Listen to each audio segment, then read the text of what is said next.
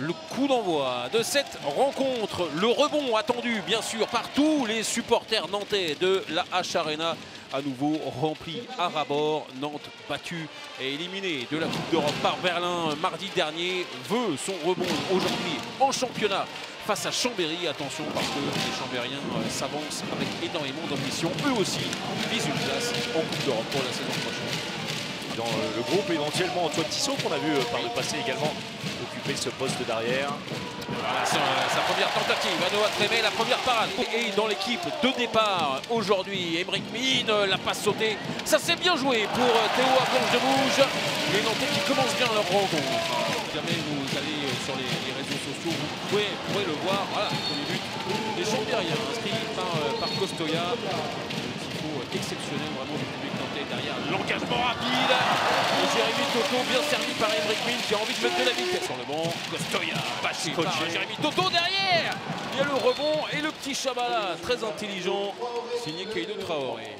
Quelques forces pour venir défendre et zone derrière de Noah Trémé, ballon récupéré encore. Aymeric Mine pour sonner la charge avec Thibaut Brié qui n'a pas pu servir Valero Rivera. Aymeric Mine de l'autre côté sur la fin du jeu de transition, 15 minutes, le quart d'heure.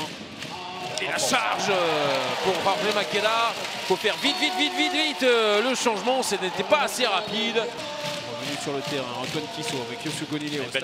Ça aussi, c'est bien joué avec Arthur Anquetil. Multiples feintes. Il reste 20 secondes à jouer. Les Chambériens qui vont essayer d'aller au bout de la possession. Ouais, 20 secondes encore à jouer avec Lucas Vallet qui essaie en tout cas d'y aller tout seul, de se frayer un chemin. Mais c'est pas le plus facile dans la... Non, mais il était passé, hein, il était passé. Bien. Bon. Voilà, avec la parade de Nacho Biosca. Attention à cette fin de première période. On va en rester là malgré une dernière tentative du gardien espagnol qui va passer au-dessus. De toute façon, la sirène avait retenti. On a eu beaucoup de belles choses, beaucoup de mouvements, beaucoup d'activités de tous les côtés dans cette première période. Les Nantais sont devant, ils mènent 15-13. C'était sur un appui. Parti à l'aventure derrière le but exceptionnel. Les Chambériens ont tout de suite été dans la rencontre. Et Costoya avec le bras levé, des arbitres et Lucas Vaneg. Avec Lucas Vaneg, ballon perdu, c'est peut-être sans doute le dernier. Ouais. Sans doute le dernier pour Lucas Vaneg. Au-dessus, Veronovic, le combo. Il a un peu de biais. Il n'est pas totalement renversé. Allez, ce sera pour Costa qui va venir traverser le mur et marquer.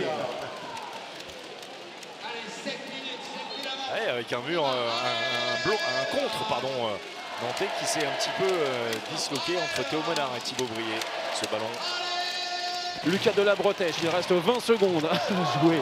On essaye de passer. Au milieu, il y a des tout petits qui sont présents. Antoine Tissot sur la contre-attaque qui va venir marquer à 15 secondes de la fin. Évidemment, ça n'aura aucune incidence sur le résultat final. Ils feront mieux qu'au match aller. Ce sera une maigre consolation pour les Chambériens en termes de buts marqués.